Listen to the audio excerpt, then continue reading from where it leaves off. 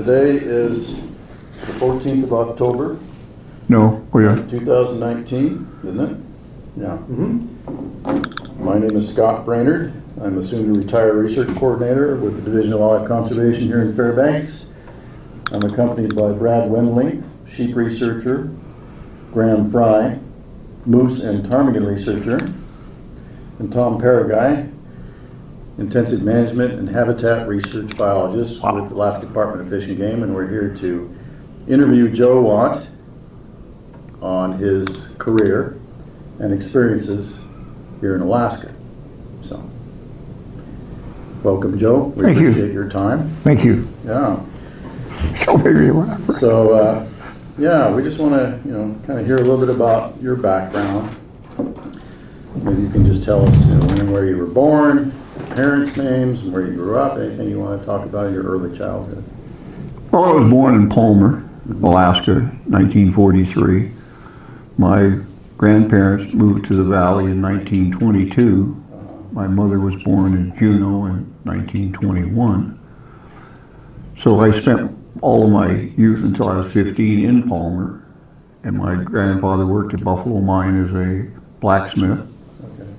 And that's where my mother and my uncles were. My uncle was raised in one of my earlier. He had a house small log house, about 2 miles from Buffalo Mine, between there and Premier. My mother went to school at Premier in the in 1926 or 27. She started, which was quite a long before the colonists came, and they were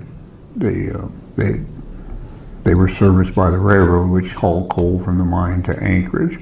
She went to school at Premier in literally a small one-room cabin schoolhouse. And probably one of my earliest memories is my grandfather, who lived in a 2-story house, and I can remember the guns hanging from the rafters. And I can remember being intrigued by those guns when I was a very young, 5, 6 years old. And the other thing I can remember is that my uncle shot a sheep up Moose Creek, which I never saw, of course, but that was one of my earliest memories of hunting.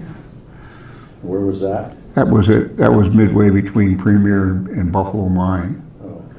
And there was a small round, and I can remember playing there when they first put that road in, which was in about 1948 or 48.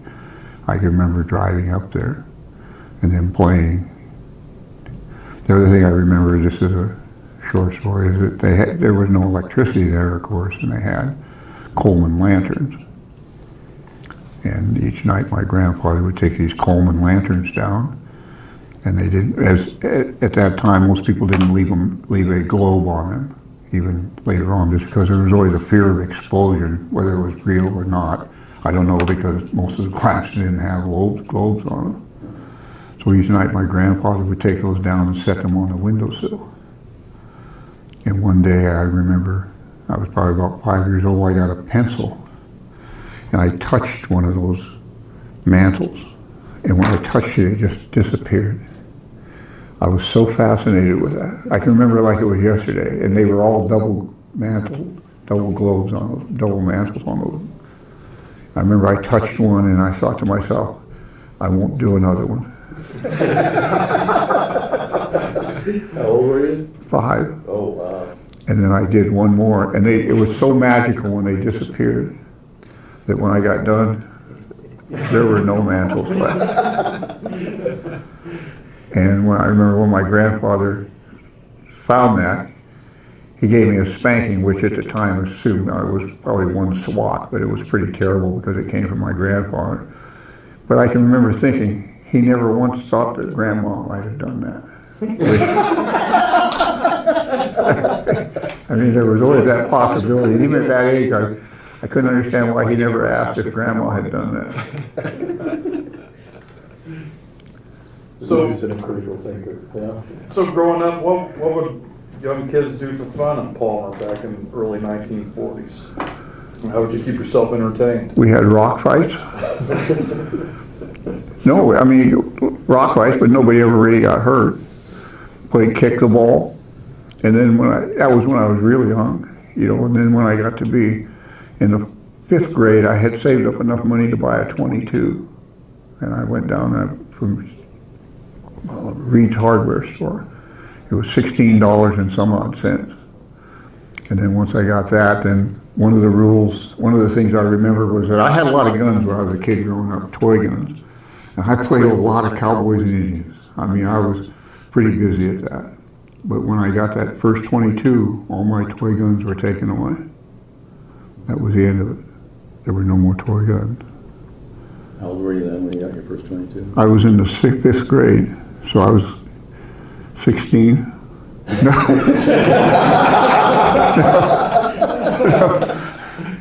I was like 11 or 12.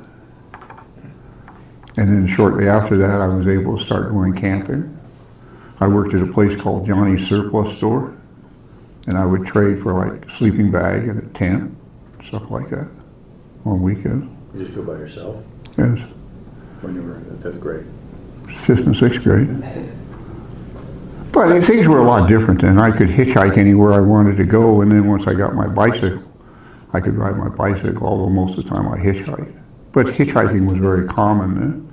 All kids hitchhiked when you wanted to go It someplace. was considered safe. Oh yes. No, I mean no one thought anything about it. Except one time, we were a little bit older, we must have been in about the 8th grade, 7th, 8th grade. Two of my friends, Jackie Harris, and I think it was and Henry Wright and I were going to hitchhike up to Eska. But nobody would pick three of us up. So my buddy Donnie Harris said, we'll spread out. Of course, Donnie was the one that was going to stay there, and the other two of us had to walk, because that's the way Donnie worked. So we spread out, and somebody picked up Donnie. He's driving along. He said, there's one of my buddies. So the guy stopped and picked him up. Come to the next guy. Donnie said, there's one of my buddies. Stopped and picked him up. Come to the fourth guy, who, I don't know who he was. He said, if that's another one of your goddamn buddies, you're going to have to walk.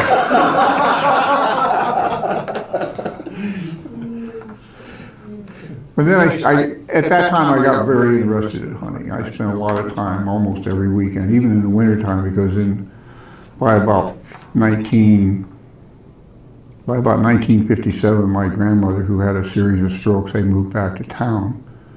And they lived in a house, and they had salvaged much of his house, and he still had a cabin that was my uncle's. They built it for my uncle. My uncle was in World War II, and then he never came back.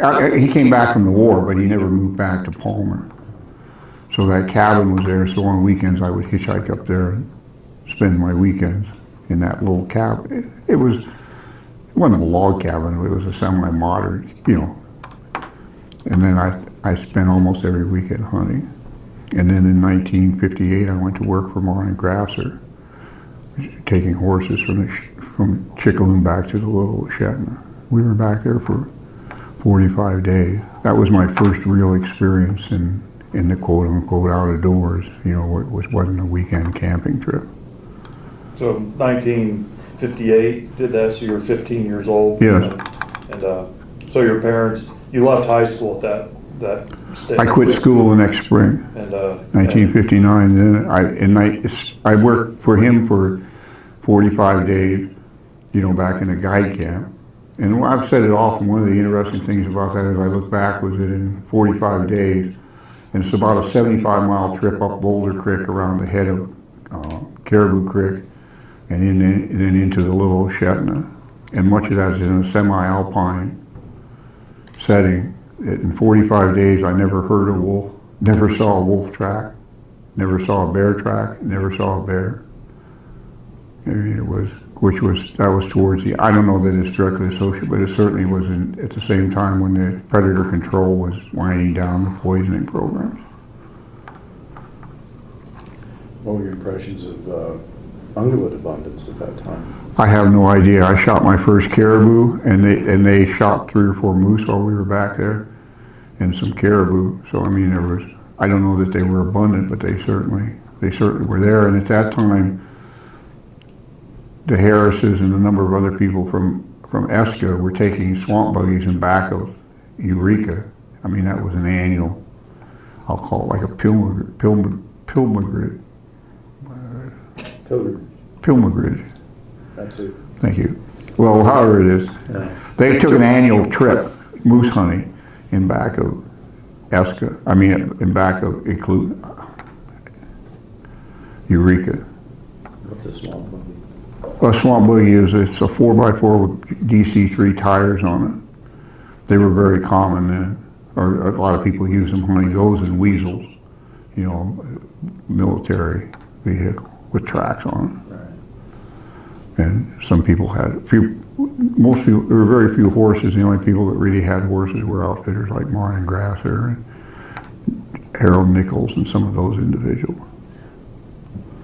So the Grasser family was pretty instrumental early in your life. Oh, very instrumental. I mean, Donnie Harris, who was Eddie Grasser is Donnie Harris's nephew. It was through the Harrises that I met Grasser, because Martin Grasser was married to Marilyn Harris, who was Donnie's sister. It was through that was my association with Marlon, and through Donnie, because Donnie would spend weekends sometimes in town rather than going back to Eska. And they were guides? Martin Grasser was a guide, yes.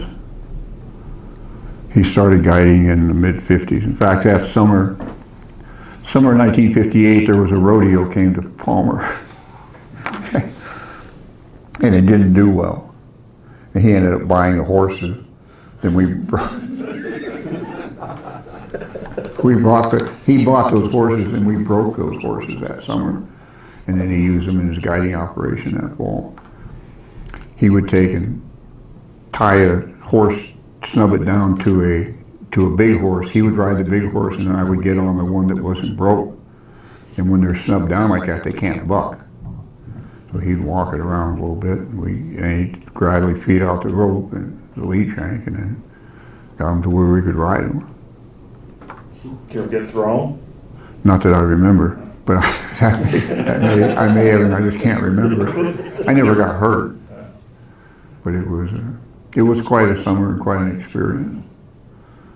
Did you repeat that, or what did you do after? Well, I worked for him for one fall, and then the next spring I went to Olga Bay on Kodiak with Pinnell and Tollefson. And that was, prior to that, my other association had been with Bob Burkholder. I had gone over and spoken with Bob Burkholder one time. He was with the Fish and Wildlife Service, I believe. And he had a small cabin over by Buggy's Field. And I talked to him about wildlife management. In Palmer? Yes. Yeah. And my other one was with Dr. Rausch. I had read there was an article in the newspaper, and I don't know why I read it, but it had to do with Echinococcus multilocularis. And I read that and it fascinated me, so I hitchhiked to Anchorage, and at that time he worked for the health service, public health service. I found the place and I went up and I talked to him for, it seemed like an hour or something. He was very engaging. So that was my first exposure to wildlife to wildlife biology. Is that the same Bob Rausch that later came to Fish and Game? No, this was R.L. Rausch. Exactly. R.A. Rausch is the one that came to Fish and Game. Because he went to the university, didn't he, afterwards? Yes, he worked at the university in Arctic Health for quite a while. Right. He had done a lot of work in western Alaska. So that was your first acquaintance with a scientist? Yes.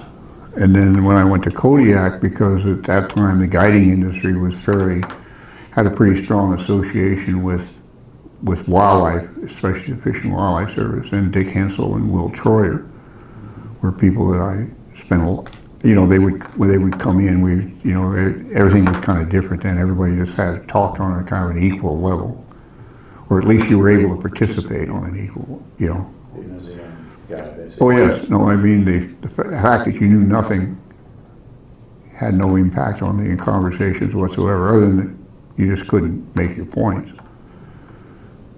What were they like? Who? Troyer and Hensel. Outstanding. It's hard to believe that present company accepted that you could find two better people to be exposed to initially in wildlife management or management issues, conservation, biology, the whole spectrum. They were very engaging and never made you feel like you were out of place when you were talking to them. Every question was answered with and dealt with a level of seriousness that is sometimes missing with people who have higher levels of education. And that just was not the case with them. Plus there was a lot of interaction between the guiding industry and biologists, at least the guides that I was associated with. We collected specimens, and we had jars, tapeworms, and we're constantly doing something. So you were actually working as sort of volunteering with them? Or With who? With the biologists. No, yes, from the guiding side, it was all done on a voluntary basis. You know, observations and collecting specimens, Oh, I see. especially tapeworms at the time, or, you know, internal parasites. Were you involved at all in those early bear captures that they No, did? Do you recall how they did it?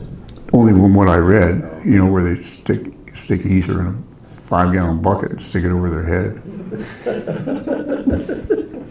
Were they in culvert traps or what? You know? No, that was before they were using culvert. They were using lake hole traps.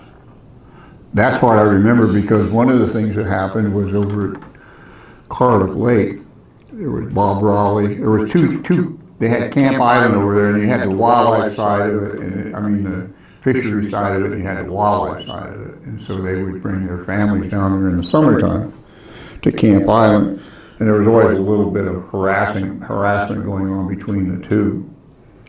So one day, I guess Hensel and Troy or two of them were in the boat headed down the lake, and they saw Raleigh and them coming, so they ducked down in the boat and made it look like a runaway boat. So then Raleigh and them raced and caught up to the boat. Then they jumped up and big ha ha hurrah hurrah, big laugh, you know. So then Raleigh and them went down and they found all these bear traps are marked, you know. So they went down and they got one of the bear traps and then a big potato fork, drug it, and then dug everything up with a potato fork, scratched the trees and everything, drug it up and hid it in the bushes. So then here comes Troyer and Hensel, and they find that. Of course, it's a very tense situation when you're going in like that. They had shotguns or whatever, and then they took, Raleigh and them took and put a teddy bear in it. So that pretty much ended the practical joke operation. You know. But there was a lot of interaction between the guiding industry and, you know, the managers at the time, which at that time, of course, it was the federal government. And then when the state took over, Sterling Idy was one of the first biologists down there, and there was that interaction carried on. And even when I first got out of the service, which I was in the service from 60 to 64, there was still a lot of interaction, positive interaction between the Fish and Wildlife Service and the Department of Fish and Game. In that the Fish and Game office was, as some people thought was quite appropriate, it was in the old jailhouse. It was. And at noon, they would call, and everybody would jump in the pickup and run down and then have lunch down at the Belmont. Fish and Game and Fish and Wildlife, sort of like Hensel and Troy, or, you know what I mean? And those things, as you know, it's kind of changed. It's not the same between the two. There was a great deal of cooperation between the two. And as I look back, that's one of the things that I kind of miss now. So were you in Kodiak right up to the point you went to the military? Yes, I went to Kodiak in February of 59, and I went in the Marine Corps in September of 1960. And I was in for 4 years. And I took two leaves, a 60-day leave and a 45-day leave, and came back to Alaska and worked as an assistant guide because I was 19 then. And you had to be 19 to be an assistant guide. So I worked 2 years, you know, 62 and 63 as an assistant guide. And then when I got out in 64, I took my guide exam. And then I went back to Kodiak and worked. What were the guides like? How did they treat you? The guides? Yeah. Oh, I was treated well as a guide. Even when I was at Olga Bay, it was the same thing. You know, people participated in conversations that everybody was more or less equal. No one said, well, it wasn't acceptable to say, well, I've been guiding for 25 years, so I must be right. It just wasn't accepted. But how long had Purnell and Tolleson been guiding in that area? Well, at that time, they started in the late 40s. So they had been guiding 10, 12 years. when I went, when I first was associated with them. They were older when they got started, older. Bill was in 1960, they were 50 and 40 when they got started, which is, from a guiding standpoint, is older. So it seems like with those early experiences, that you knew you wanted to be a big game guide. Oh, absolutely. I can remember as about a 6-year-old boy, a very young, 5, 6-year-old, we were going up to Johnny Luster's place. Johnny Luster was a guide who used horses, and for whatever reason, my parents knew them. And I can remember going up there, we had like a 47 or 48 Chevy, whatever it was like a Suburban.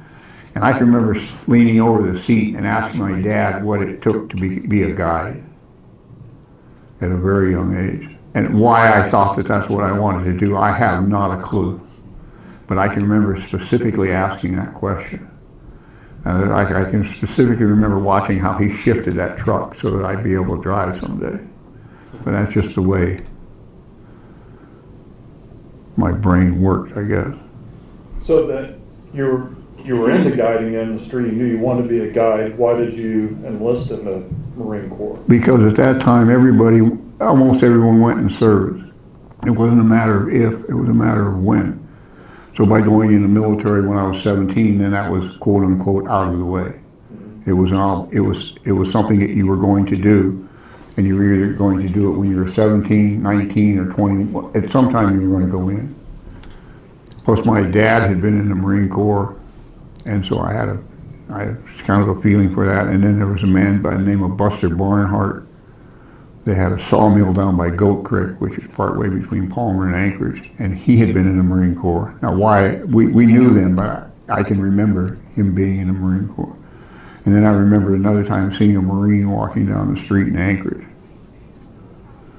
And those are just why, And then the other thing, I felt that if I was going to have to go into service, I really thought the Marine Corps was the best.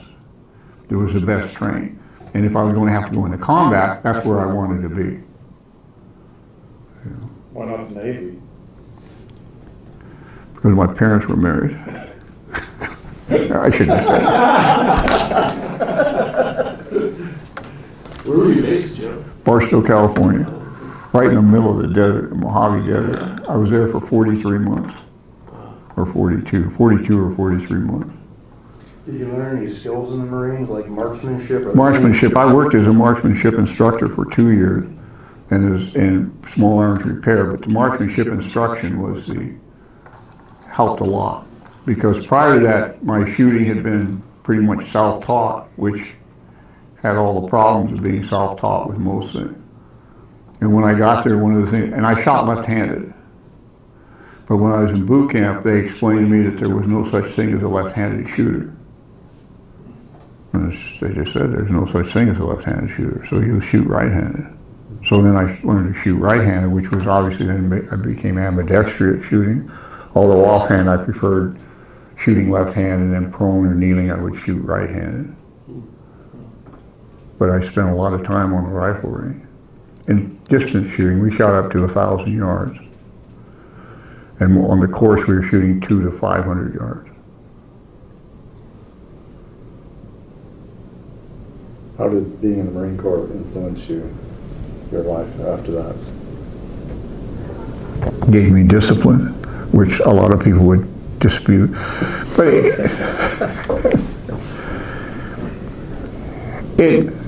it probably instilled in me that the ability to keep going when you don't think that you can, or when you feel like you maybe just want to quit or something. The attitude of, the importance of having a positive mental attitude towards anything that you, especially physical and probably intellectually, that you undertake.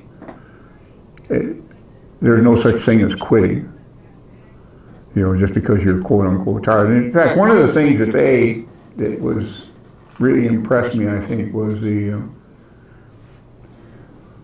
ability to do things. They would much rather have a person who could only do 10 push-ups and would spend an hour trying to get the 11th push-up, as have somebody who could do 100 push-ups and then would quit. And that was a real underlying philosophy that they had. And that really impressed me. You know, the ability, even though you're tired, to keep trying, even though you're physically capable of, you know, which there are people capable of doing 100 push-ups, but they didn't care. They were more concerned about your attitude of not quitting and staying together. And the other thing that would impress me was that when we would go on field maneuvers, we'd go once a month. When we had a field mess, and we'd line up for a field mess, all of the privates went through first, then all the PFCs, then all the lance corporals, right up the line to where the last person to ever go through was the highest ranking officer there. And that really made an impression on me. Going back to your time there on Kodiak, that early time there, were there any dramatic or interesting experiences that stood out? Well, one of the things that happened was that the first winter I was there, I trapped. Yeah. And the whole process of trapping is it's an excellent environment for getting an appreciation of the environment and what goes on around you. You know, because you're interacting with it at a level that you often don't when you're hunting. I mean, because of what you can see and the time that you spend out, you know, you're out almost every day. And the importance of watching and observing. And the whole process of hunting the way because we didn't use airplanes, there's a different level of hunting, not that it's better necessarily, but there's a different perspective of hunting when you're not using an airplane. It's the same with any kind of technology. You know, there's a different perspective of hunting when you use a rifle as opposed to a bow, you know what I mean, or the type of, all of those things contribute. And the lower that level of technology, the greater the interaction usually is with the environment. What were you trapping? Land otter. My first land otter I caught it down. Well, Bill and I went down Bear Creek and set this trap. We had like 10 or 12 traps down there. The first time I went down, I got one land otter. I was by myself, and I remember worrying how I was going to get those other 9 land otter back that were in those other traps. 2 weeks later, we got the second one. But there was a lot of concern on that first one. And who was Bill? Bill Pinnell. Okay. So once you were discharged from the Marine Corps, what was the next step? I went back to Kodiak, and I worked there for 2 seasons. And that fall was, for a while I had an inspiration for a career change. I thought I was going to fight bears for a living, and I had a 0-1 record and retired. Can you elaborate, please? Well, I was trapping, and we had just got done hunting. The last hunter was still in camp, but he was done, and it was on November 15th. And in camp, we had been talking. You're always talking about what's going on. And Morris had mentioned that there was a sow that's up by Eagle Creek, and she had some cubs, and they had seen her. And it just in the general course of the way you talk about things, I knew that, but I probably didn't pay as close attention as what I thought what I should have. So I went up. I had some traps up at a place called Grass Valley. So I went up there and I checked those traps. And when I was coming back, it was right at dusk. I was walking pretty quickly, and all of a sudden I looked up, and here's this sow with these 3 cubs, and all 4 of them stood up and looked at me. And I yelled, and here she comes. And we had these big tussocks there. There's places down there where those tussocks are like 2.5, 3 feet deep, and they're long troughs. So she come racing at me, and I jumped down in that tussocks, and I was laying under it like this. And she got a hold. We had these heavy wooden pack rings. And she got a hold of that, and she ripped everything off that, put big bite marks in it, and got a hold of my arm. And I got up and got her in a headlock. Nah, not really. Maybe not quite a headlock. But I laid under it real quiet, and then she left. The one thing I remember was seeing her face just right next to mine. And she was gone. She got a hold of the back of my arm and took some bite marks out of it. So then I was about a mile and a half or 2 miles from the cannery. And so when I got up, I got all my stuff because it was scattered all around, and I gathered it up and I put it under a bush and put my raincoat over it so I'd be able to find it. I mean, that's just how instilled you're about losing things, you know. I had a fox and a rain, shovel and a bucket and a couple other things. Put my pack back on, and then I went up over the hill and got to camp. And when I got to camp, Bill was just going in between the two rooms in the house, and I told him I had to talk to him, because I didn't want to say anything in front of that other hunter, which wouldn't matter because he was done. So I got him outside, and I told him what had happened. He pushed me back in and told Joe had been mauled by a bear. It was pretty exciting, but I mean, there was nothing wrong with me other than I wasn't bleeding or anything. In fact, I had a couple heavy coats on, so I mean, I had bite marks in my arm, but it wasn't like it was dangling and blood dripping down or something. So they sat me down at the kitchen table, and the next thing we hear, we had these big northern radio, and when you would turn those on, there's a winding sound when they revs up. So we heard that thing up there, and Bill was on the radio going, Mayday, Mayday, Mayday. And Morris runs in and grabs the microphone away from him, and but anyway, and Daryl Farman was there. Daryl, they looked at it and bandaged up my arm, and I went to town on Tuesday or something. They wanted to put stitches in it, but it already started to heal. So was that a defensive attack then? I haven't a clue as to what it Were was. there cubs there? There were cubs there. Yeah. How old were they, you know? I don't know. They were cubs of the year though. Oh, okay. And did you have what was in your pack? Just that fox. Okay, yeah.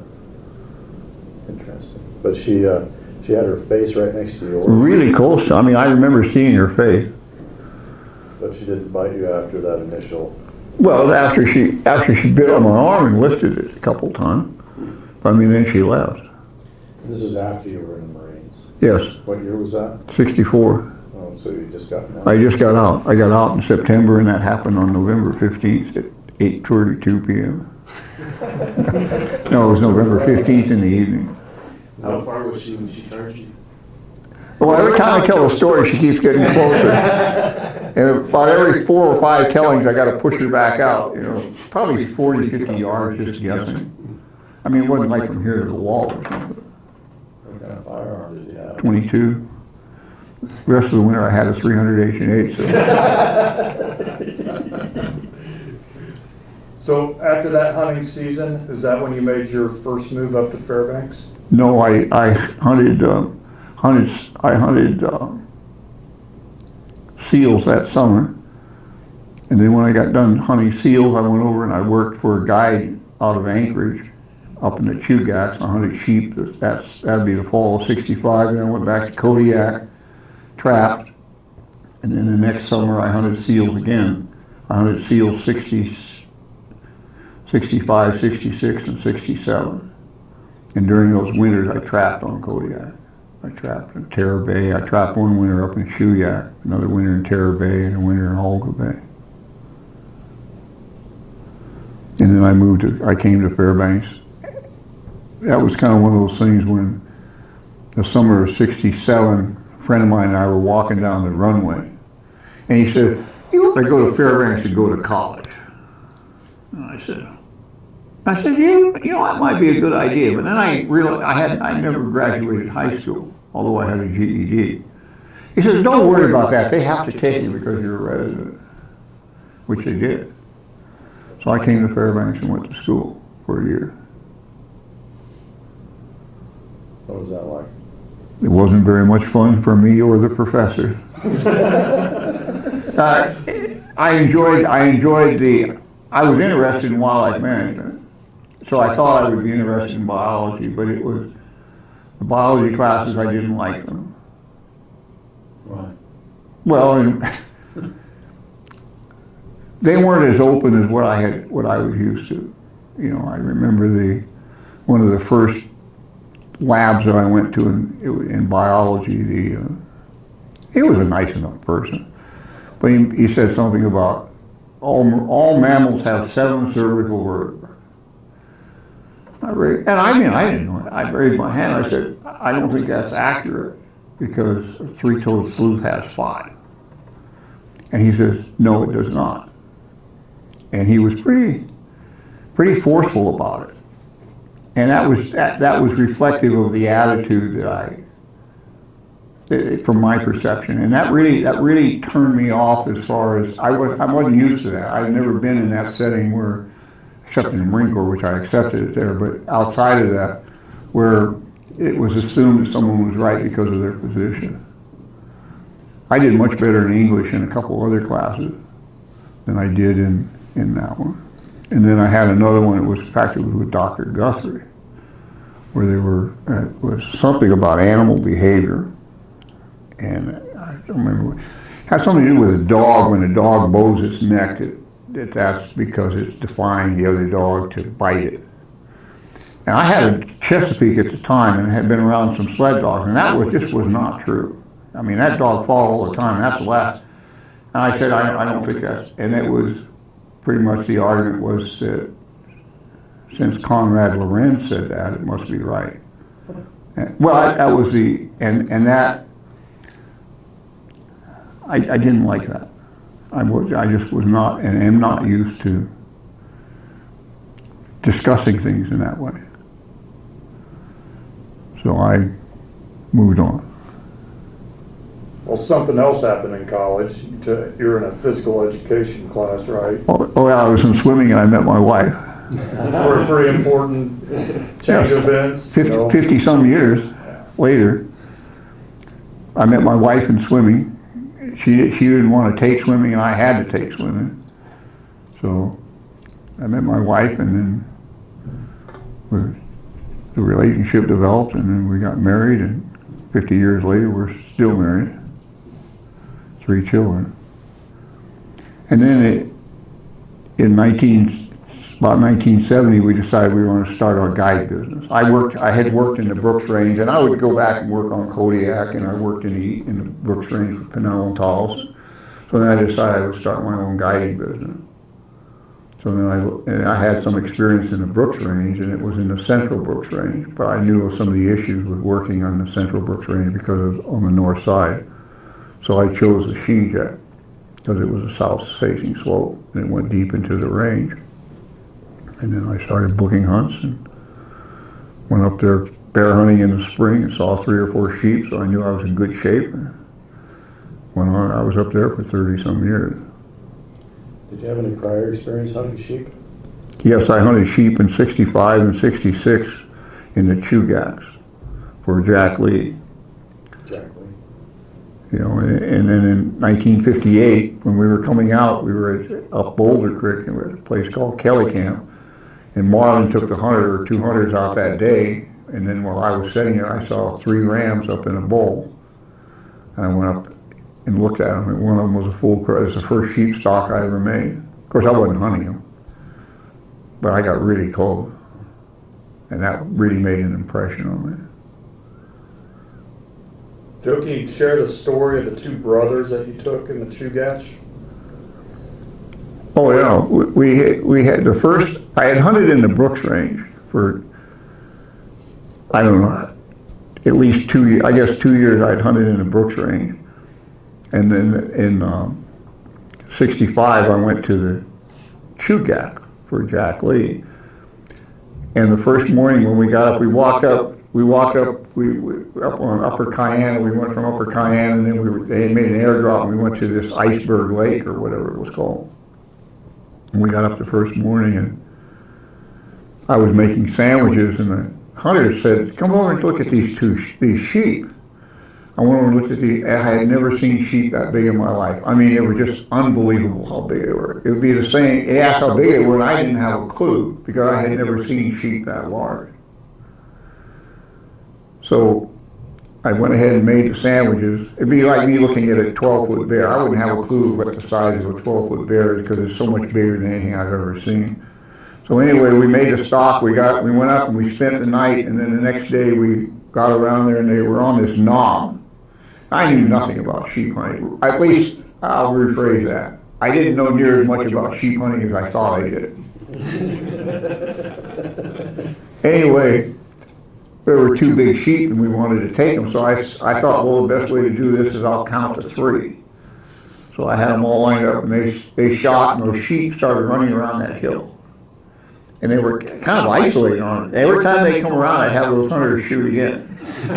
Shoot again. Absolutely horrible. But we got both sheep, and one of them was 45 inches on both sides, and the other one was 41 inches on both sides. That was one of those things that was I guess through my life, one of the things that I often think about is that, especially sheep hunting, I can remember a number of sheep hunting. I can remember when I had guided for 15 sheep. I can remember when I had guided for 30-some sheep. And I can remember when I had guided for 50-some sheep. And one of the things is that when I can remember when I had guided for like 14 or 15 sheep, thinking to myself, pretty well at the top of the ladder here. Not much to learn. And then I can remember at 30 looking back at 14 or 15 and thinking, man, I wish it wasn't a real bright move to do it that way. And then from 50, I can remember looking back at 30 and thinking, God, if I had that to do over again, I wouldn't have done it. And that's been a real lesson for me in life in that regards of how good I think and I think I'm pretty good at most stages. I'm never nearly as good as what I think I am. And I'm seeing the same thing with this sheep horn aging business. There was a time 3 or 4 years ago when I was pretty cocky about my age, and I'm not anymore. And the more I get into it, the more horns I cut, and the more I look at them, the more I'm convinced that there's a lot that we don't know. And it doesn't mean that the foundation is good, but applying those principles is not as easy as it appears to be.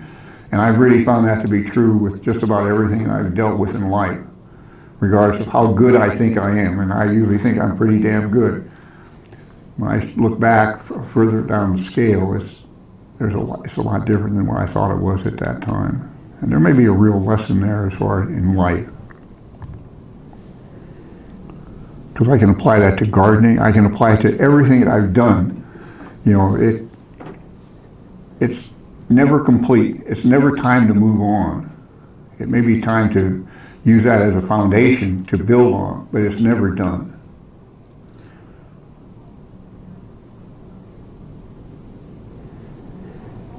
So after you met your wife and you got out of school, did you stay in Fairbanks from then on? Yes, okay. I lived in Fairbanks from then on. After I moved here in '67, I never left. I mean, other than to go work someplace, but I always lived in Fairbanks. And then how long was it from then until you started your own guiding? We started our own guiding business in '71, but taking hunters out in '72. But in the meantime, you were working for other people? Yes. And I worked in a lumber mill, felled timber a couple of years, a couple of winters and things like that. So in your guiding career, it's not stated here, but oftentimes you would do a 200-mile trek from the Hall Road to the Sheen Jack and go to Kodiak. How, that time away from your family, how did that affect your family? Or what was it like for you to be away from your family for those extended periods of time? It was interesting because it kind of works two ways. There's an adjustment period when you come back and you miss your family, and then they have to adjust to your being back.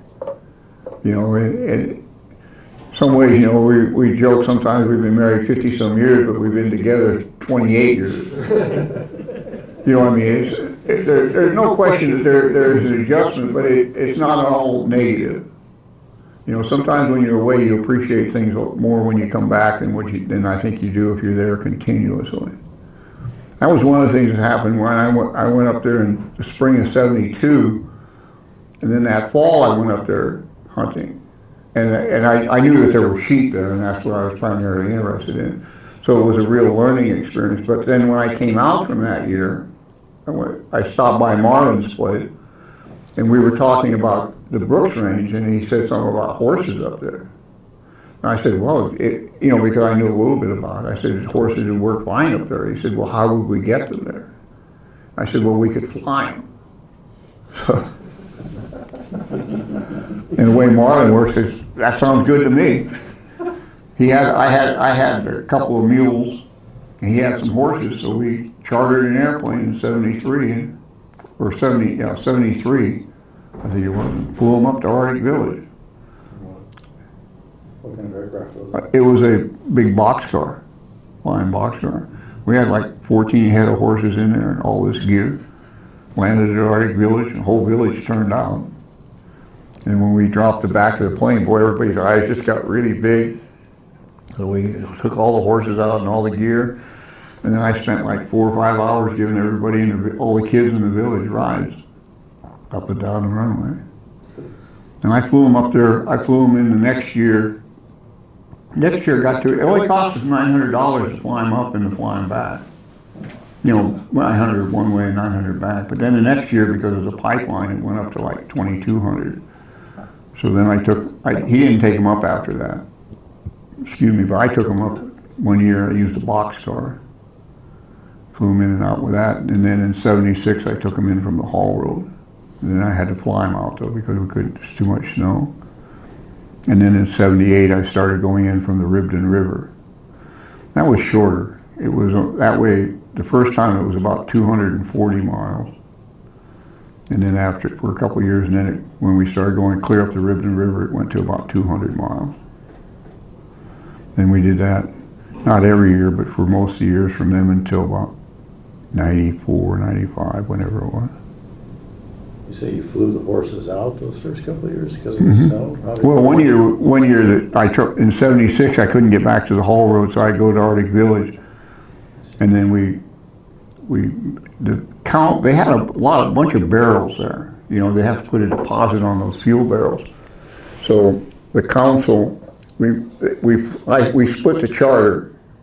So, and they were able to fly up the fuel, and I paid for the charter back.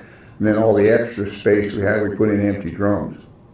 So it was real good for all of us. How many horses? That year I had like 4 or 5.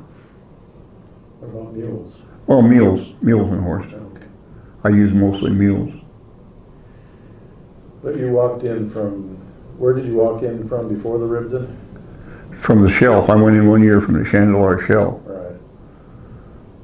76. That was a lot harder. There was a lot more tussocks and I didn't fly it or anything. I just looked at a map. I mean, so I could get through it. But there was a lot of tussocks and it was slow going. And you're by yourself? Yes. How long did it take to get in there? Well, that time it took, I think, about 18 days. Took a long time. Were you mostly walking or did you ride some? I walked and rode that year. And then for a number of years after that, most of the time I'd walk. And the clients would fly in. Then the clients would fly into camp, yes. And then at the end of the season, we'd walk back out. At one point you mentioned your wife and children were with you at the camp. They would fly in. Okay. They would fly into camp. They never made the trip in and out. On that trip, you're making 18 to 22 miles a day, so it becomes, it's not hard, but it's a routine. So once you get done sheep hunting, walk back out to the haul road, there's a little bit of lag time, then you'd head down to Kodiak. Right, I would be out for about a month, 3 weeks to a month. Then I would go to Kodiak in the fall, and I would be down there from about the 1st of October, 10th of October, 10th or 15th of October, depending, until early December. So at that time at what point was there this transition where you started to develop this relationship with the department? Was it when you started weighing bears down there, or at some point? It started a strong association with the department probably started when Tony Smith and Wayne Heimer, because of the sheep. They were heavily involved in sheep, and I was very interested in sheep. So and then when Dr. Zarnke was here, I collected serum samples for him. So there was just an ongoing, I was making counts. In fact, at first, when I first wanted to take the horses up the haul road, they had the haul road there, so I thought, well, we can drive them up there. So I went over and I wrote a real nice letter to Aliester, and I can't remember the man's name now, and explained to him how I needed to use the haul road to take the horses up to the Chandeleur Shell. And I thought it was a real eloquent letter. he wrote back a very short letter that said no. So I thought, well, that's because I didn't explain myself well enough. I'll go talk to him in person, and then he'll understand, and then I'll have my permit. So I went over, he was on Airport Road. So I went over and I went in and I talked to him and I explained to him, you know, why I needed to do this. And again, he said no. And he was pretty forceful about it in that he said the only three people that can use that haul road are Alyeska contractors, state contractors, and federal contractors. And it just wasn't real nice about it. I mean, it was just pretty forceful. So I said, okay. So Dick Bishop was the regional supervisor. So I came over and I talked to Tony Smith. And I said, you guys have no composition counts from the Eastern Brooks Range at all yet. You need them from the Sheen Jack. He said, yeah. I said, well, I'll do those for you for a state contract, if you give me a contract to do it. I'll do it for nothing. So then I explained to him why.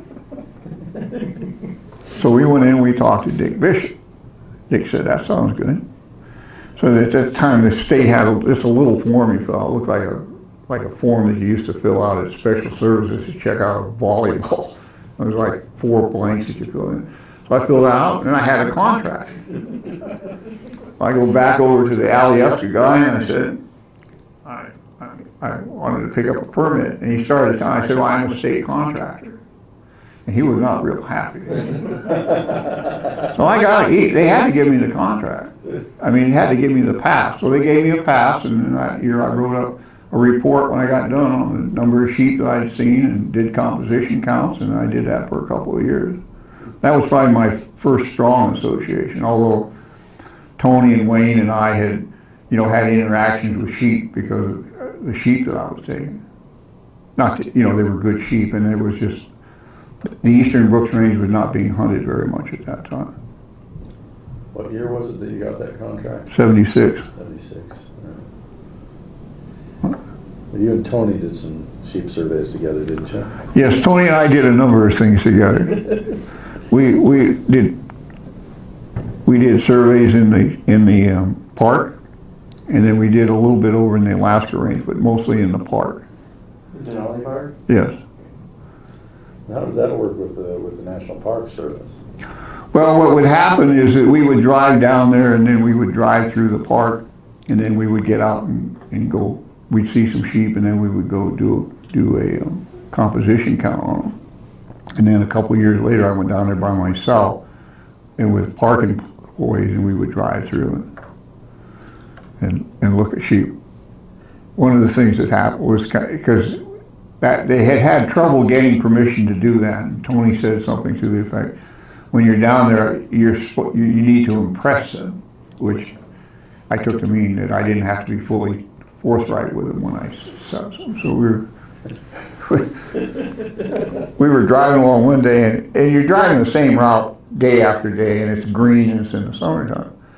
And there was a hill that set probably 2-3 miles off the road. It's quite a ways off the road though, and it's green. I mean, just a bright green in the summertime.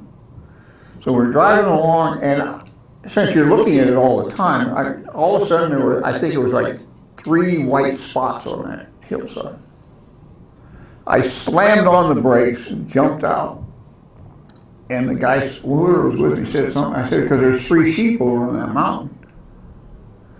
And he says, no. So we put the spotting scope up. And when we put the spotting scope up, these sheep had, whatever it took us to stop, which wasn't more than a couple of minutes, these 3 sheep had bedded down so that all you could see was just a little bit of their necks and their heads sticking up above this hill. I mean, it was perfect. I said, I put the scope on, I said, there they are. He said, you saw those while we were driving? I said, I absolutely did. He said, there's no way. I said, how did I know there were 3 sheep there? Now, if he would have asked me, were they standing when you saw them, I would not have lied. But he never asked. And I never told him. It was just perfect, because just in that minute or two, they all 3 bedded down. And now all you see was just a little tiny heads and a little bit of their neck. And they were rams? No, I don't know if they were rams. They were, I don't remember that. I just remember all you could see were their heads.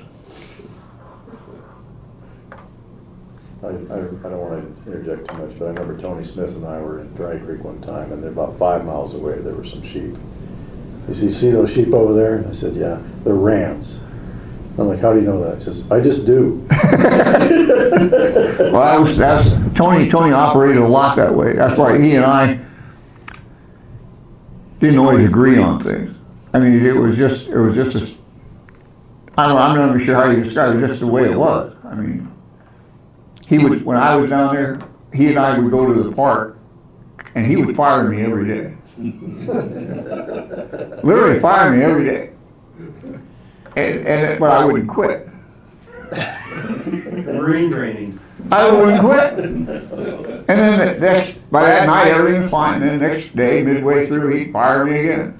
You weren't alone with that. Huh? You weren't alone with that. I'm just saying, I mean, it That's just, the way he was with just about everybody. But yeah, it was a character. but I had he was, even though he and I disagreed on things, I always enjoyed talking with him. Same with Wayne Heimer. You know, he and I certainly don't agree on, but I always enjoyed discussing and debating things with him. Definitely a lot of passion there. Yeah, well, and the reason, although I don't always agree, which I guess doesn't mean that they're wrong, although in my mind, no. But it formed a premise or a basis for a lot of my attitudes towards wildlife and towards research, and in a positive way, even though I may have disagreed with them. And that was the same with, I felt throughout my association with the department, that's happened a lot, in that I come up with what I perceive to be a beyond brilliant idea, and then when I go in, I talk to people, and then when I come out, there's only one way for it to go usually, but when I come out, I'm always much further ahead than I was to start with. And that's because of the quality of people that I've been able to associate with in the department, outside the department, and with the Fish and Wildlife Service. And they've always, whenever there was something that I needed to, and I didn't understand, they've always been somebody that's been willing to sit down with me. When I started dealing with some bear data on Kodiak, I knew nothing about, I don't know much about it now, but I knew absolutely nothing about data, and I knew nothing about statistics. And at that time, the department was back in the bunkhouse. Dan Reed was back there. And I could go in with Dan Reed, and I'd ask him a question, and he would literally take me across the hall and sit down in my little chair, and he had a blackboard there, and he would explain it to me, and I would ask questions, and he could tell by the questions that I was asking how well I understood the concept. And once we got to a certain point, then I could move on. And that happened over and over again. That happened with Sterling Miller. It happened with Harry Reynolds. I mean, it happened with Wayne Heimer. It's been across the board. So it's been I don't know about a good substitute, but it's certainly been a substitute for formal education. Sterling Miller. I mean, there's a whole number of people that, Warren Ballard. I mean, it just goes on and on and on, the list of people who have been willing over the years to help me get over rough spots and or to understand concepts.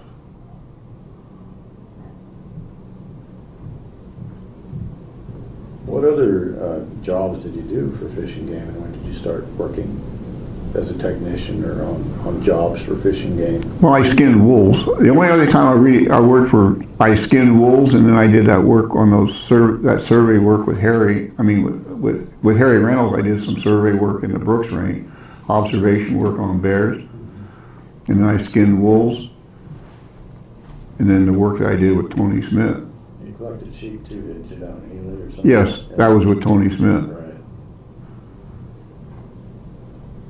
But I don't remember much about that because I made some mistakes, and the way all my mistakes I tend just to plot those out. Differentiating between ewes and young rams was not my strong point. Oh, yeah, right. In your time in the Brooks Range, did you have interactions with some of the research biologists up there for the Fish and Wildlife Service? Very little. Very little. Or how about university students? A couple of university students, I somehow would help them with their, Kathy Kirby, she did some work on the Shinjek. I didn't help her so much as I gave her some, information about the area, some things like that. She was working on sheep. I think she was. They were going to set up something down by Double Mountain. She was up there for one fall that I remember. But on Kodiak, I did more with the Fish and Wildlife Service because of the bears and Vic Barnes. Vic Barnes and he was very good to work with, and Roger Smith, who was with the state. But Vic Barnes and Roger Smith had a very good working relationship. And that's where I did a lot with Vic Barnes as far as, I interacted a lot with Vic Barnes as far as weighing bears and gathering that kind of information. He helped me with, that process. What it was that we needed to do to gather that information. These are on hunter kills? Yes. Okay. Because we were cutting them up. I was cutting them up and weighing them and giving him that information. Did you do any spring hunting there? Yes. I hunted both spring and fall. Yeah. In the spring we started usually early April to the middle of May. In fact, we took a lot more bears in the spring. In the spring I would take 2 or 3, and then in the fall usually 1, once in a while 2. But you'd go, when did you move, when would you walk into the Shinjek? When was that, roughly? I would go in end of July, mid to late July we would start in. Right. You have any hunt that's like the most memorable to you? Or a hunter or a client? No, I don't think so. I had a couple that were just really outstanding people to. One was Jacques Roussel from France. He was an older gentleman. He was in his early 60s, and he just had a phenomenal. He'd hunted in Africa, and he lived in Africa for quite a while. But he just knew a lot about wildlife. He was just a very enjoyable person to be out with. And a lot of the European hunters were that way, though. They had a phenomenal knowledge of wildlife. And it was, when you were talking to them, you would say something. You would mention a certain characteristic or an aspect of wildlife, and they would say, "Oh, that's just like the roe deer," or something like that. But as far as just one that really stands out, no. But I had a lot of hunters that were really good to be with. I had some that weren't, but usually when you look back on it, the circumstances, they spent a lot of money and a lot of time, and now it's getting towards the end of the hunt. And it was always interesting or amusing to me that at the beginning of the hunt you were beyond genius. The food is great, tents can't get any better, but then as this hunt goes on and days are ticking away and they're not successful, those evaluations start to deteriorate to where on about the 8th or 9th day, it's amazing you still have your license or how you ever got a license to start with, and equipment really needs to be replaced and there's not enough variety in food. That's at 8 o'clock in the morning, but at 9 o'clock after you've shot something, you're back up to genius status. And that's a function of human nature, I think, more than it is of the individual. Were the hunts longer in the old days or earlier in your career compared to toward the latter part of your career? For us, they were the same because of the way we hunted. Our hunts were 10 to 12 days, and because of the way airplanes, the scheduling went, the charters were set up for every 12 days. So if they shot it on the first day, which was one of the worst things that could happen, then they were still there for the next 10 or 12. Different guiding operations do it differently, though. And especially now, I think there's more of a tendency, if they get it on the second day, they're out, they're gone. The hunters want to be gone, and it just works out better for everybody if they can be gone. But certainly over time, if you looked at the turn of the last century, early 1900s, those hunts were 30 and 40 days long, and in the late 1800s, they were 6 to 8 months, 6 months. Take them 2 months to get there, month to get in, month to hunt, and then 2 or 3 months to get back home. That's all changed. And the amount of effort that people are willing to put forth has changed dramatically, I think. You know, 50 years ago it was a 15-mile or 20-mile day was nothing. A 15 or 20-mile day now is a lot more, it's considered to be more strenuous. On those situations where you got an animal in the first day or two, for the next 6, 7, 8 days, did the people want to just go out and look at wildlife? Or? Usually not. I mean, it would be,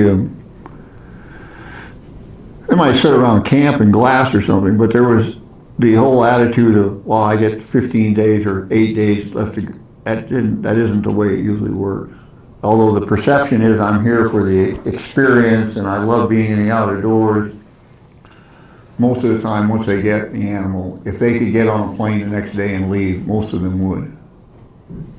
You didn't have any direct radio communication? No. Charter service? Did you ever have any emergencies out there that were kind of timed? The only one, no, not really. I guess I had one where a hunter broke his leg.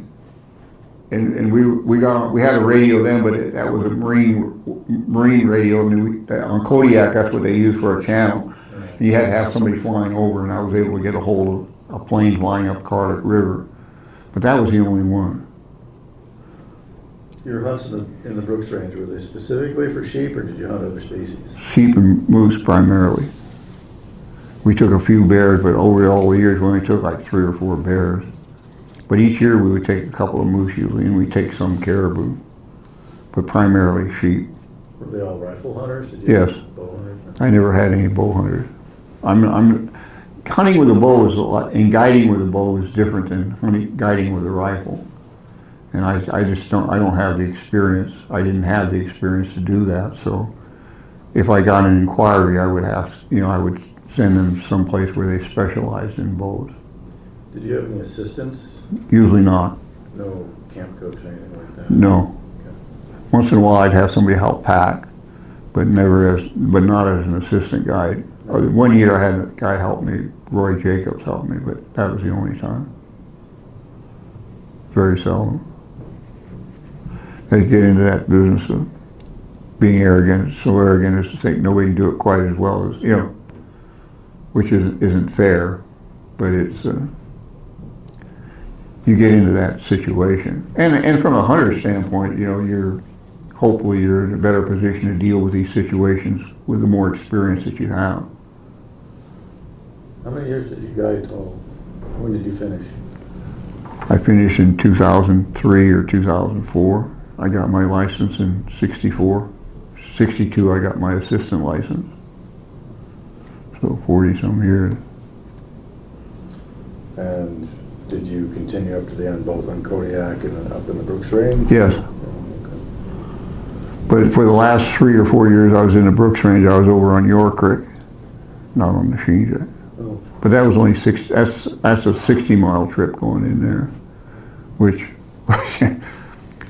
it was one of the things I used to do when I was traveling, when I was going in, is I'd think, where was I the day before yesterday? Well, 60 miles back's a long way. And then you think, well, where will I be the day after tomorrow if all goes well? Well, I'll be 60 miles the other way. And it really changes the perspective of the trip when you do that. But when I was going into York Creek, where will I be the day after tomorrow? I'll be there, Did you ever have any issues with your horses or mules going in or out? I mean, in terms of health. I lost a horse coming out one year, but other than that, no. I mean, they do pretty well in it. Of course, we're using mules, and mules operate a lot differently than what horses do in that you don't have to have them tied together. And when they're able to run free like that, it really reduces the probability of having issues.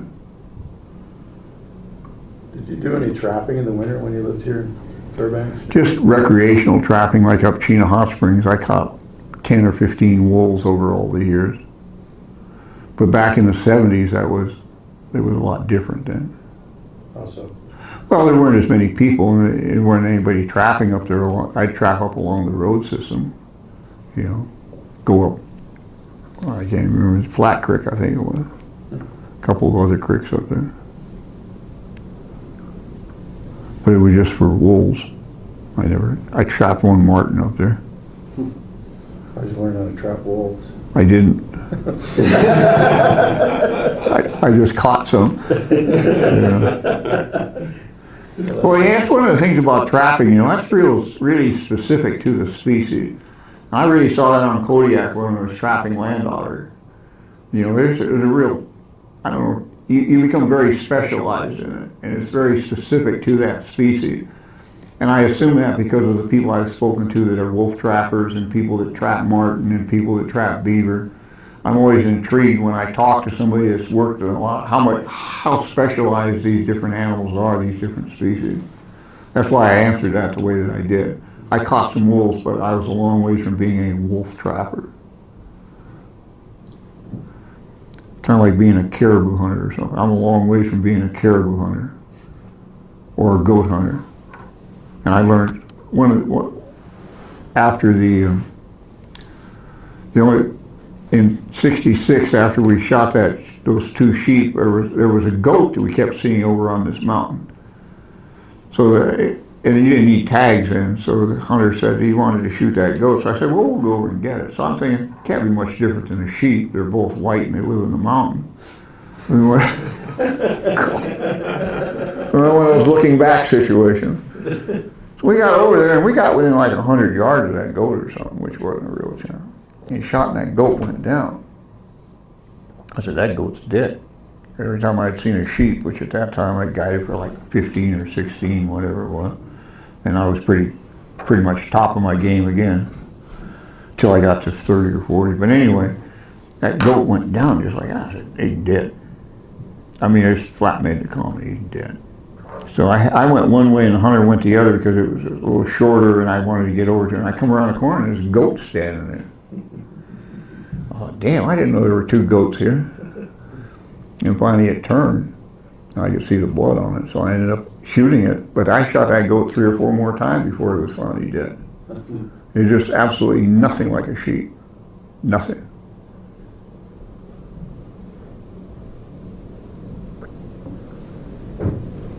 I want to kind of take it back to like your time with the department, and you talked about Dan Reed and Sterling Miller and some of these guys that, weren't classically trained, but you got a unique education into research.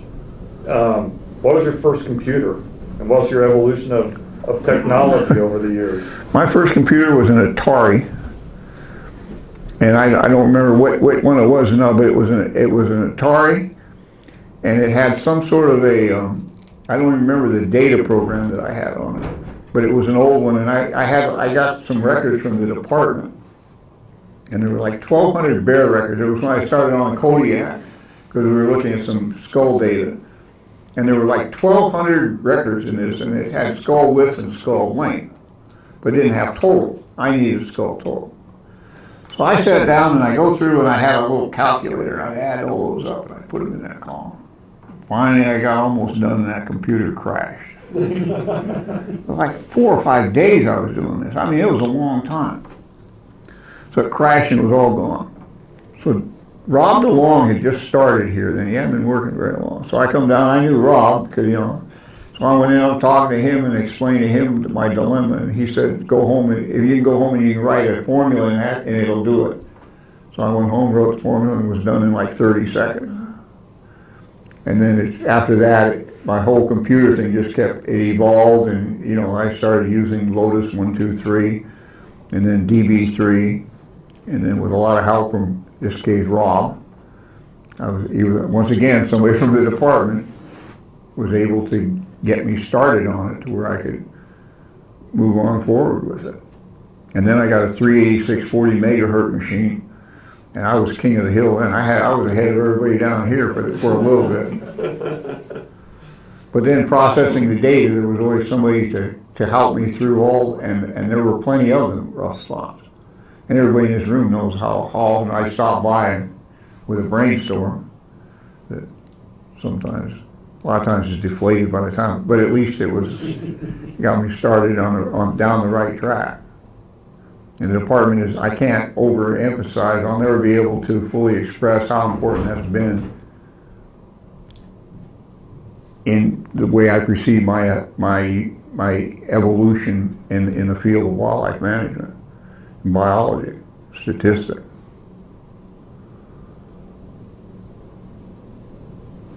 Have you come up with any interpretations that shed new perspectives on things that the department employees looked at and kind of maybe convinced some people there's another way to look at it? I think probably, I'm always joking about it, but the sheep horn business, where, you know, there was a lot of concern about the age, about killing these sheep as soon as they get to be 8 years of age, and there was a momentum in place to change regulations on a statewide basis on that premise. And I think that the work that's been done, where we went through and demonstrated, I would like to say that if a sheep was 8 years old this year, it was 7 last. Yeah. It certainly changed the direction there, and from that it went to the degree of curl, which Brad and I and several other people have been working on, and that goes back to some of the work that Erickson and them did in the late 60s. The other thing I think is the importance of the historical aspect of a lot of this stuff, which tends to be overlooked. It's easy to get caught up in the moment and forget, like when they developed the timeline of sheep regulation. You know, those periods in the early in the last century when seasons were closed, in the 40s when there were 3 years with no season at all in the territory. That's not the perception today, and it wasn't the perception before the department newsletter, that sheep newsletter was developed. You know, and I think hopefully we're seeing, I think there are 6 proposals this time for sheep compared to what was it before? 20, 30.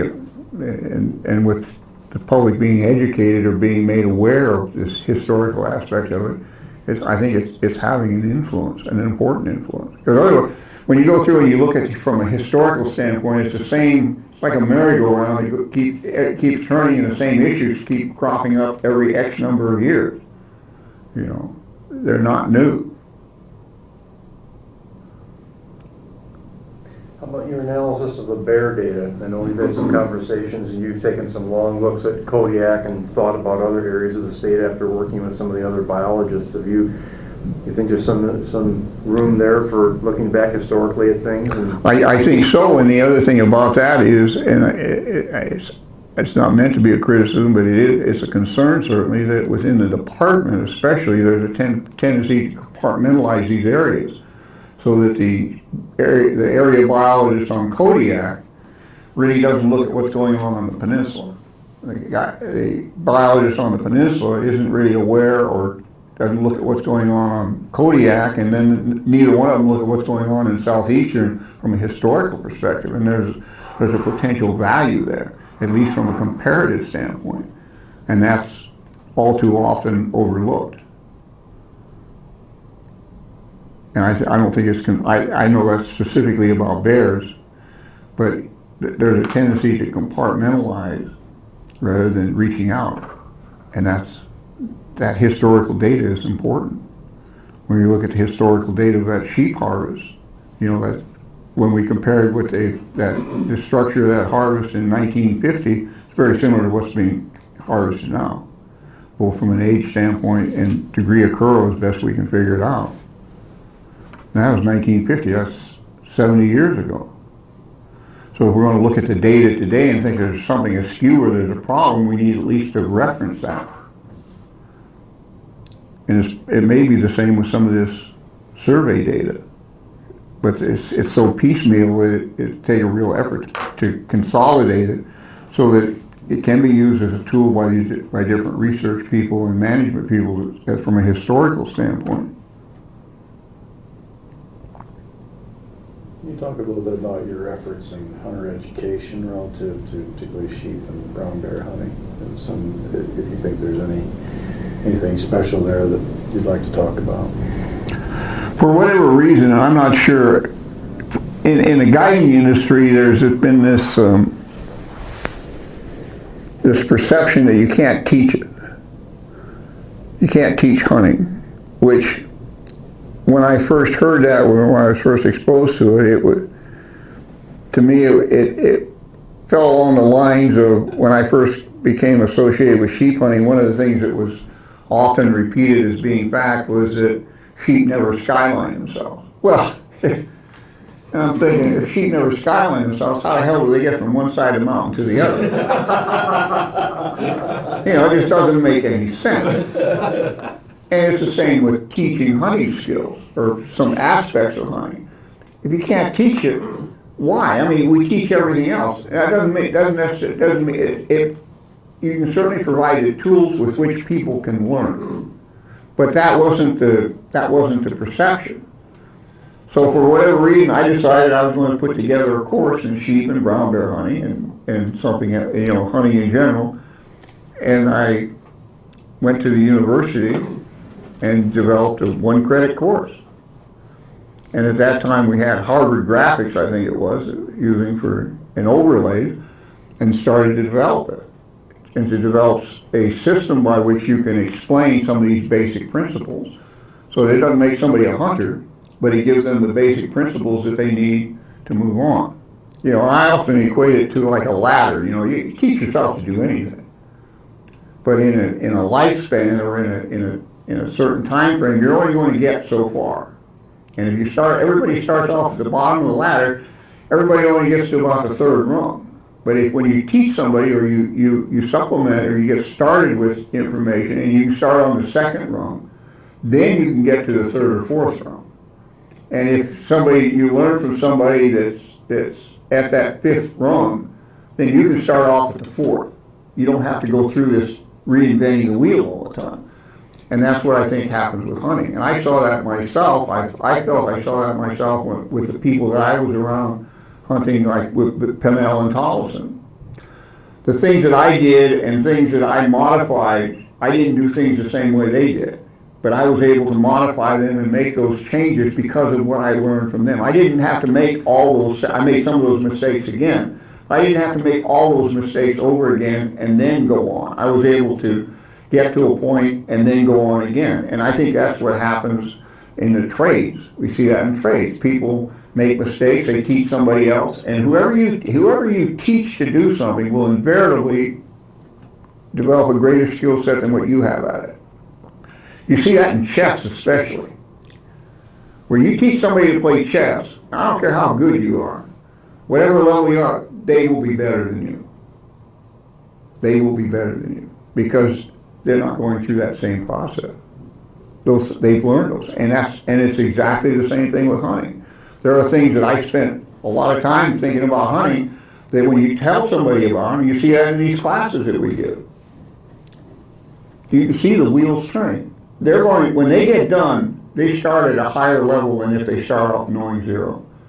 And I felt that's the same thing that's happened with me in the department. You know, I go and talk to Sterling Miller. Well, I don't start off at Sterling Miller's level, I'm not saying that, but I don't have to make all the mistakes of somebody is starting from zero going up. And these classes and the didactic material is being, I like that word. I had to slip that one in.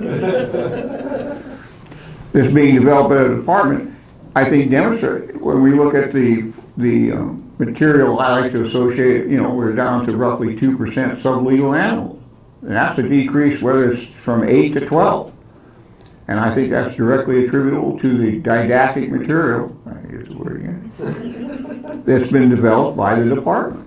And that's another example of where when people learn things, they can kill sheep and finally figure it out or look at sheep, but when they have that material available to them, they don't have to. And from a research standpoint, then there's no quote unquote, I hate to use the term, quicker way to put more sheep on a mountain than not to kill them. It's kill sublegal ones. You know?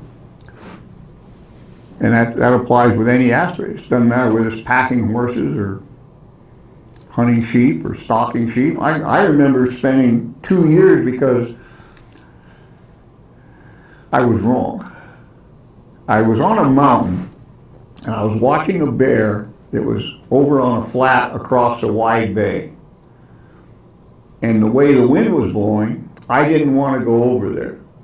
And the hunter wanted and I didn't want to. And I thought, well, maybe if I go over and I go around a certain way. Well, it was one of those cases where the wind was blowing across the bay, you have the whitecap, so it doesn't take a mental giant to figure out which way the wind is blowing.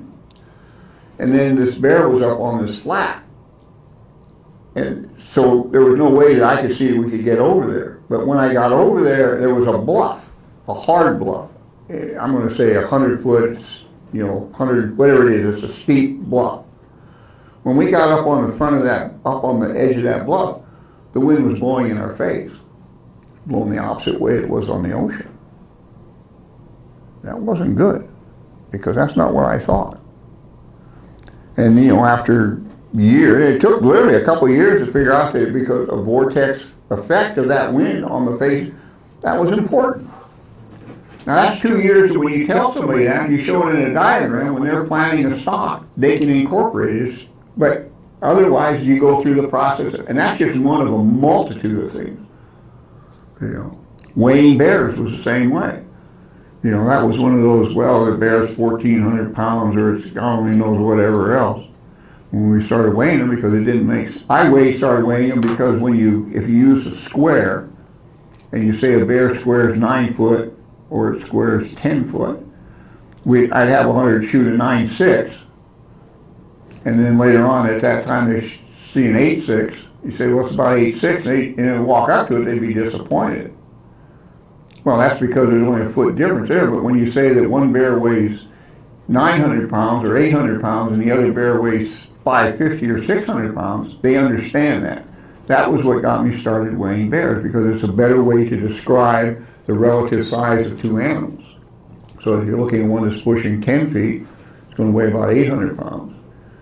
Or, close 800 to 1,000. If you push one that's 900 pounds, not 9 foot, and it's only going to weigh about 600 pounds. There's a hell of a difference between the two. But that's the kind of information you can pass on to people, and then they don't have to deal with that. They can deal with other issues, because God knows there's enough of them to work with. And I don't think it's any different in science. If everybody had to go out and start from the bottom, we'd never get anywhere. A little side there, I'm curious, how were you weighing those bears? Usually I'd find like a mound, and then I had this heavy rope, and the thing was getting like the 6 feet that I needed. Not really. Cut them up into chunks. 50, 55 pound chunks. I like that one about standing. No, cut them up into 50, and then for the hide, we figured 10% for the hide. And we weighed a couple of them, and that's what it came out. It's real close. Apparently that's pretty standard for mammals. The hide's about 10%.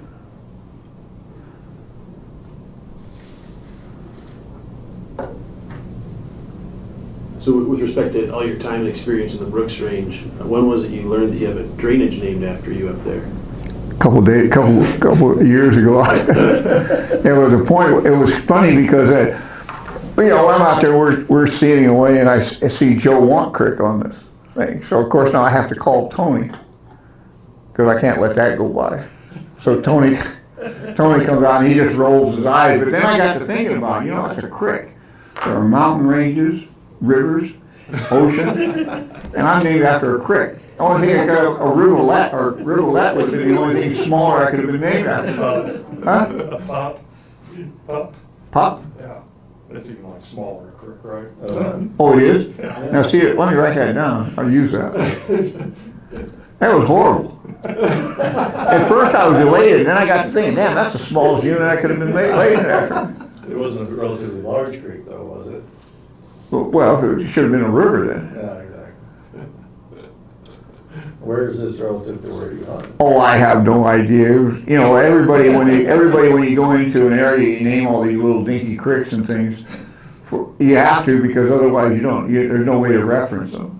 Usually the names are restricted or recognized within that camp itself. But you never want to name it U Creek or something. You want to name it Big Ram Creek and something like that, because otherwise, if you go up U Creek, and the hunters are all upset, why are we going up U Creek today? So it has to have a meaningful name, Record Book Ridge or something.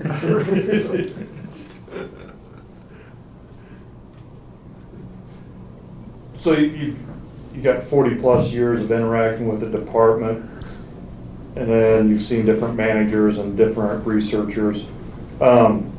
what are the difference you see today, or like, what's your vision of the future of the department? Do you think we're on a positive track? Yes. Or wildlife conservation's on a positive track? And what's the differences that you see old-time biologists compared to, you know, the new crop of biologists? Is there skills lacking, skills that need to be developed? Very open-ended.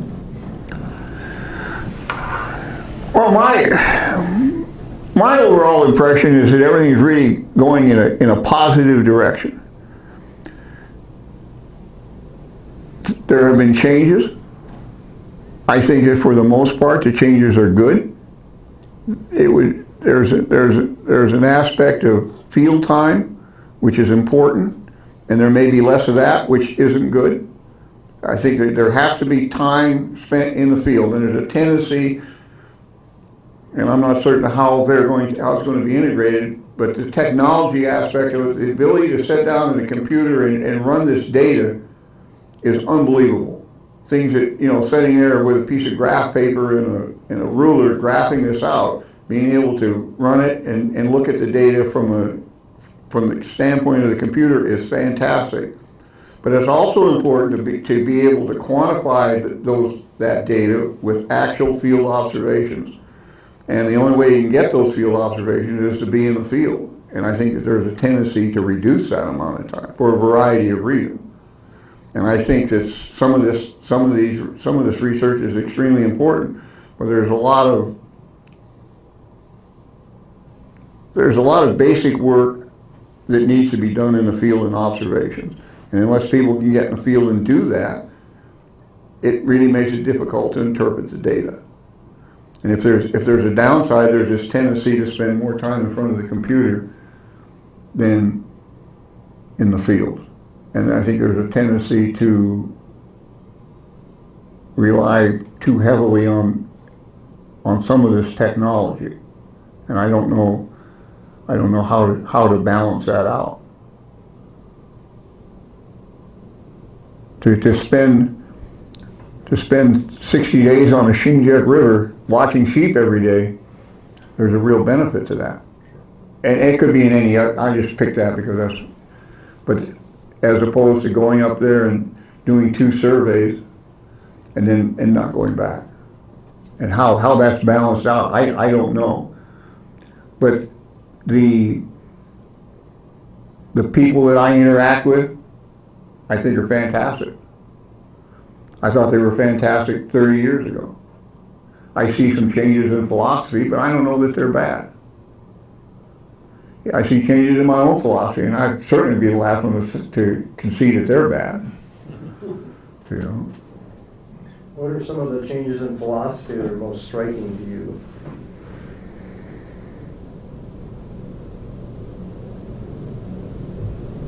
I don't know, because what I've seen is evolved. You know, I mean, I've seen it evolve from predator control, which, you know, in the 50s, but by the time I became aware of it, it had already started to change. But from a historical standpoint, I know that the attitude towards predators was considerably different in the 40s than it was by the time I became associated, you know, aware of it in the 50s. And then it's evolved, and now sometimes I feel that there's at least part of it's evolving back the other way, where if we could just get rid of those pesky predators, then we would have sheep everywhere, and we would have moose everywhere. And there's this, I don't know that there's a real good understanding of carrying capacity and what that really entails. You know, I mean, kind of like with Wayne has said sometimes, you know, we get these real high sheep populations, which are great, but then if you look at the underlying causes of it, where we have a disproportionate number of real old animals and disproportionate number of animals surviving on the other side that probably shouldn't have under normal conditions, that may not be as good as what we, you know, this abundance issue. And I'm not so certain that same thing doesn't carry over to like moose and some of these caribou populations. You know what I mean? I don't know if there's a real good understanding of that, at least from the standpoint of the general public, and to a lesser degree within the department. I think that there's I don't mean this as a criticism, but I think that I would like to see a more positive attitude on the part of the department about the good things that are being done. I think that there's a tendency to downplay, and it's kind of like there's always got to be a problem. And I think that may be changing some, but in the past, I think that's been the case. Regardless of how good things are, there's a problem. And I don't know that it always it has to be that way. So that the public, I think sometimes they catch up, they sense that. And if people are in general saying, you know, we're just not doing this right. Then they start to sense that and they start to believe it. And I don't believe it's the case. When you look at like that map of wildlife management, the history of wildlife management that I have on my door, things were a lot worse in 1900 than they are right now. You look at the number of areas where we have seasons, you look at the sheep harvest, you look at all of these metrics, for the most part, look at the bear harvest on Kodiak, what those bears are doing there.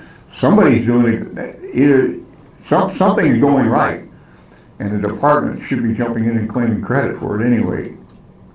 And I don't think that goes on. I'm going to use the term doom and gloom attitude. Sometimes it is. I don't think it's healthy for the department, and I know that it's not healthy for wildlife management.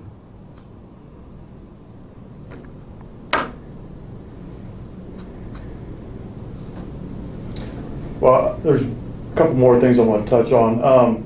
You talked about as a... Just sitting here, a little hand getting me in trouble. Make sure that's still on, please. I mean, Camera. Does it say camera? Sorry. Okay, Does it say camera? I think so. Yeah, that's okay. I just want to make sure it wouldn't shut off. Oh, I was playing with it. I know, that's why I said no more. Okay? well, I mean, we've worked for 4 years now together, so I know quite a few of your stories, and I know that school, you weren't interested in, and you quit school, but it's obvious everybody interacts with you, like you have this insatiable curiosity, and you touched upon, you see an article in the newspaper, and you're curious about it, and you have I'm going to hitchhike to Anchorage to meet this professor and answer some questions. Can you tell a story about the time you built an airplane? Oh, God. I was about 5 years old, and I decided I was going to build an airplane. So I go down to the creamery, and, you know, Palmer was a colonist, and, you know, colonial type, you know, they had, all the colonists came up there, and they had a creamery, and they had a regular general store, they had the power plant. It was a regular little city. And at the creamery, they used to have these, they were cardboard barrels that, like a 55-gallon drum. I don't know if they were that big, but they were like a 55-gallon drum. So I decided I was going to build an airplane, and I had one of these wind-up planes, you know, the balsa wood. So I thought, well, I could build one of those. So I went down to the creamery. I was like 5, 6 years old. I went down and I rolled this barrel all the way home. It took me a long time. So I got it home, and I cut a hole in the top of it. And then I got a board and an inner tube. I cut the inner tube, made like a big rubber band. Put that thing through there. And the next day, I put wings on it. I think I had one set of wings on it. So the next day, I'm going to wind this thing up. And I'm worried. That night, I could hardly sleep because I didn't know how I was going to wind it up and then let go and jump in the airplane before it took off. Now, this was a serious, serious thing. So the next day I went out there and I wound that damn thing up and I got it all tight. I held onto that prop. I went to jump in the airplane. Prop never turned because it was pressed. But it was a problem that I spent a lot of time working on that wasn't really a problem at all. But my mind, it was like, I did that with a lot of things. It was like the wind. I reasoned that Palmer, the wind blew a lot. And when I was a little kid, I did not like the wind. But every time that wind would blow, those trees would sway. So I can remember driving along with my mom and dad thinking, you know, if we cut down all these damn trees, there would be no wind. Because, and I tested it, I took a piece of paper or something, and you wave it like this, and when it moved, you could feel the wind. So I was able to reason. I shouldn't be telling all this. I reasoned that since that proved that those trees were causing the wind, if I cut them all down, the wind would be gone. Now there would be people that say I haven't learned much since then, but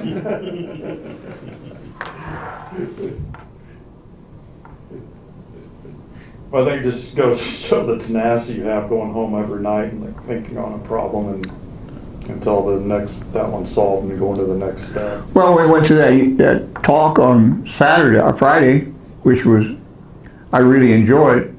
And then I was at a booth at the gun show this weekend, and the man next to me buys and sells ivory.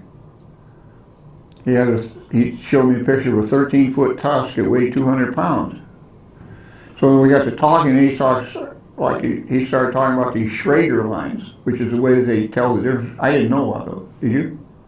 I didn't either. But I'll talk like I know all about it. But anyway, so I went home and looked it up, and that's the way they tell the difference between modern elephants and mastodon. One has an angle of 90 degrees or less, and the other has an angle of 120 degrees or more than 100 degrees.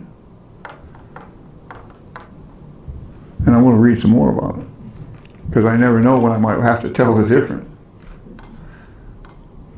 You mentioned to me one time that you had a grandmother that spoke French. Yes, my grandmother was from France. She was from France. What were the ethnicity of your parents? My grandfather was German, and then my father was German, and my grandmother was French. It's French and German, as best as You picked up the French language then? Well, when I was real little, I spoke it quite a bit, I guess. And then when I was in school, I took French, and then I took a course when I was trapping one winter. I took a record course with me. Had a little record player with batteries in it. I can remember when I worked out in the vault with you, helping you skin wolves one winter. You had a little record player like that, and you were teaching yourself how to play the harmonica. Yeah, I learned to play the harmonica the same way. Do you still play? A little bit. But my wife says, oh, the only good thing about my playing the harmonica is I can't sing at the same time.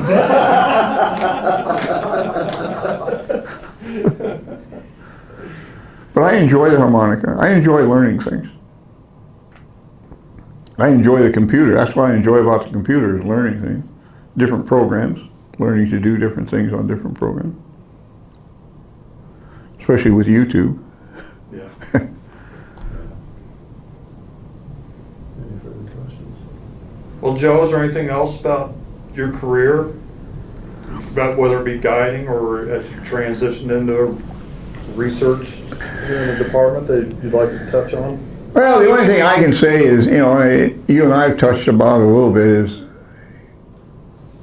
I really am happy with the life that I have been able to live. And I'm really happy with the people that I have been able to associate with, both in the department, on the guiding side and on the department side as well. Because it's been, every once in a while I'll sit there and I'll think, we've talked about this before, where one little event in your life and you wouldn't be where you are today. And I am really, really happy with where I am today. To the point that sometimes I don't get scared and cry about it, but you think about it, if one thing had gone just one way different, then you'd be somewhere else. And I really can't think of any place else that I would rather be. Both from a professional standpoint, what I was able to do guiding, what I've been able to do interacting with the department, and just all of these other aspects of my life. I'm just really happy with myself. I'm serious, which one of the sad things, I guess, was every once in a while I'll run into somebody who'll say, man, I wish I would have done this, or I wish I would have done that. And sometimes I don't know whether feel sorry is the right term, but I think I'm really happy that I don't have to say that. I was really glad I went in the service. I made some mistakes, shock, some decisions that would have been better. But I was really happy with going in the service. I was really happy with my guiding career, what I was able to do guiding, where I was able to go, things I was able to do. I've really been happy with my ability to interact with different people at the department. It's just, I'm really happy with my marriage. I like where I live. I like my stuff in the yard. And I've been fortunate enough to have good health. where I had a kidney out, but that was trivial compared to, what a lot of people, so I mean, it's just pretty hard for me to not be happy, And you're a master gardener too. Well, I'm, with meals on the place for 40 years, it's hard not to be.